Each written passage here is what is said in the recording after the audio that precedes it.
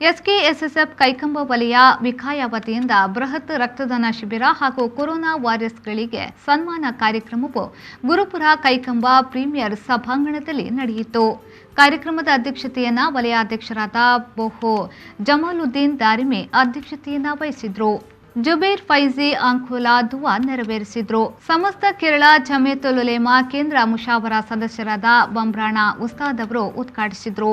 Covid ಸಂದರ್ಭದಲ್ಲಿ Covid warriors ಆಗಿ ಸೇವೆ ಸಲ್ಲಿಸಿದ ಕಾರ್ಯಕರ್ತರನ್ನ ಇದೇ ವೇಳೆ ಸನ್ಮಾನಿಸಲಾಯಿತು. ರಕ್ತದಾನ ಶಿಬಿರವನ್ನ ಮಂಗಳೂರಿನ ಫಾದರ್ ಮುಲ್ಲರ್ ಆಸ್ಪತ್ರೆಯವರು ನೆರವೇರಿಸಿದ್ರು. ಕಾರ್ಯಕ್ರಮದಲ್ಲಿ ಕೈಕಂಬ ವಲಯದ 23 ಶಾಖೆಗಳ ಕಾರ್ಯಕರ್ತರು ರಕ್ತದಾನವನ್ನ ಮಾಡಿದ್ರು. ವಲಯ ಕಾರ್ಯದರ್ಶಿ ಆರಿಫ್ ಕಮ್ಮಾಜಿ ಸ್ವಾಗತಿಸಿದ್ರು. ಕಾರ್ಯಕ್ರಮದಲ್ಲಿ ಹಲವಾರು ಸಾಮಾಜಿಕ ಧಾರ್ಮಿಕ ನೇತಾರರು ಭಾಗವಹಿಸಿದ್ರು. ವಲಯ ವಿಕಾಯ ಚೇರ್ಮನ್ ಇಬ್ರಾಹಿಂ ಕುಕ್ಕಟಿ ಧನ್ಯವಾದಗಿದ್ರು. ಮುಸ್ತಫಾ ಸೈಡ್ ರವರ ಉಸ್ತುವಾರಿಯಲ್ಲಿ ಕಾರ್ಯಕ್ರಮ ನಡೆಯಿತು. ಸಾಜಿಲ್ ಉಲೈಬಿಟ್ಟು ಕಾರ್ಯಕ್ರಮವನ್ನ ನಿರೂಪಿಸಿದ್ರು.